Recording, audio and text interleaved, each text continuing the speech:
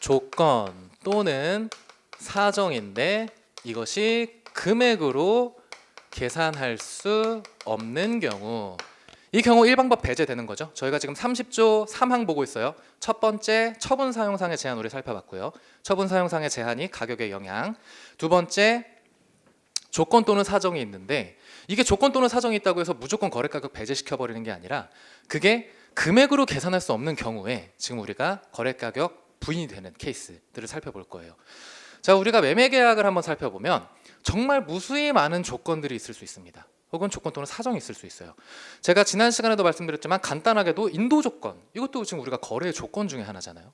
혹은 뭐 이렇게 하면 저렇게 한다, 네가 이렇게 하면 저렇게 할게 라는 게, 계약서를 나중에 여러분 필드 가셔서 보시면 계약서가 기본적으로 2-3장씩은 나와요. 거기에 보면 양 당사자 간의 의무가 촥촥촥촥 나열이 되어 있고요.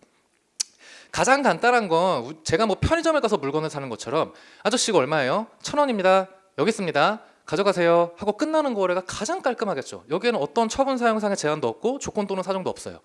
그런데 국제물품 매매 거래는 그렇게 간단할 수가 없어요, 사실상. 왜냐하면 물품에 대해서 클레임도 우리가 결정을 해야 될 거고, 물품이 오다가 파손이 됐을 때 누가 책임질 거냐, 이 비용은 누가 부담할 거냐, 이 판매에 있어서 이런 상황에 대해서 누가 극복할 거냐 등등등등 엄청나게 많은 경우의 수들을 다 양 당사자 간의 의무를 정리를 해야 되기 때문에 무수히 많은 조건과 사정이 있을 수밖에 없습니다. 자, 그런데 그런 조건 사정이 있다라는 사실관계 하나만으로 거래 가격을 부인시켜버린다. 99%는 다 날아갑니다. 1방법 적용할 수 있는 게. 그래서 조건 또는 사정이 있다 손 치더라도 이게 첫 번째는 거래 가격에 영향을 미치는 것인지, 이 조건 또는 사정 때문에 거래 가격이 움직이는 거예요. 원래 정상으로는 이 가격에 해야 되는데 이 조건 또는 사정 때문에 막 금액이 왔다 갔다 해요. 혹은 그렇게 왔다 갔다 하는 게 계산을 할 수 있는지 없는지, 이런 것들을 살펴보면서 한번 1방법을 결정할 수 있는지 없는지를 보자라는 겁니다. 그러기 위해서는 당연히 자, 두 번째 문단 가운데부터 조건 또는 사정을 어떻게 정의하여야 하는지, 자, 이어서 두 번째, 그러한 조건 또는 사정을 어느 범위까지 인정하여야 하는지에 대한 개념을 확립하는 것이 핵심이다. 이 부분에선 이 두 가지가 핵심인 겁니다. 자, 우리 이거 왜 보는지는 살펴봤어요. 그럼 한 가지 말씀을 드리자면, 여기서 법과 협정이 약간 다른데, 관세법에서는 금액으로 계산할 수 없는 조건 또는 사정이라고 표시를 하고 있어요.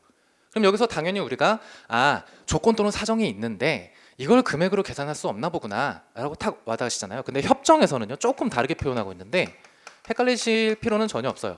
협정에서는 평가 대상 물품에 대해서 가격을 결정할 수 없게끔 만드는 조건 또는 사정, 표현 방식에 약간 차이는 있는 겁니다.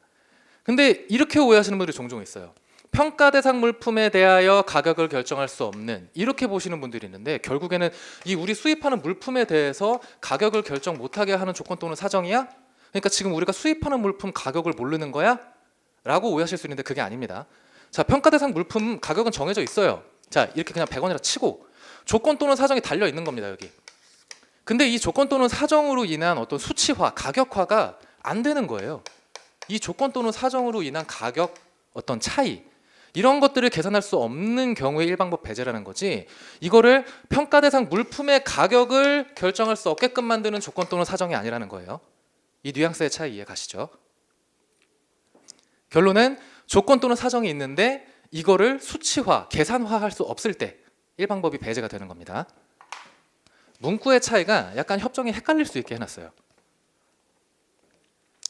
자, 그렇다면 조건 또는 사정의 단어 정의부터 한번 살펴보겠습니다. 이게 좀 아쉽게도 조건이나 사정에 대해서 관세법이나 평가협정에서 명확하게 조건은 이러하다, 사정은 이러하다라고 정의하고 있진 않아요. 그러면 국내 법령이라든지 우리가 통상적으로 조건이나 사정을 어떻게 해석해야 할까라는 것들을 살펴보면, 첫 번째 이제 조건을 한번 보겠습니다. 세 번째 줄이에요. 단어의 정의에서 세 번째 줄. 조건이라 함은 법률 행위의 효력의 발생 또는 소멸을 장래의 불확실한 사실의 성부에 매이게 하는 부관. 말 진짜 더럽게 어렵죠. 이거 처음 딱 읽으면 좀 이해가 안 돼요. 근데 그냥 간단하게 말씀드리면 if입니다. if. 자, 우선 단어의 정의에서 첫 번째 조건. 자, 효력의 어떤 법률 행위의 효력의 발생 또는 소멸 이 부분에 대해서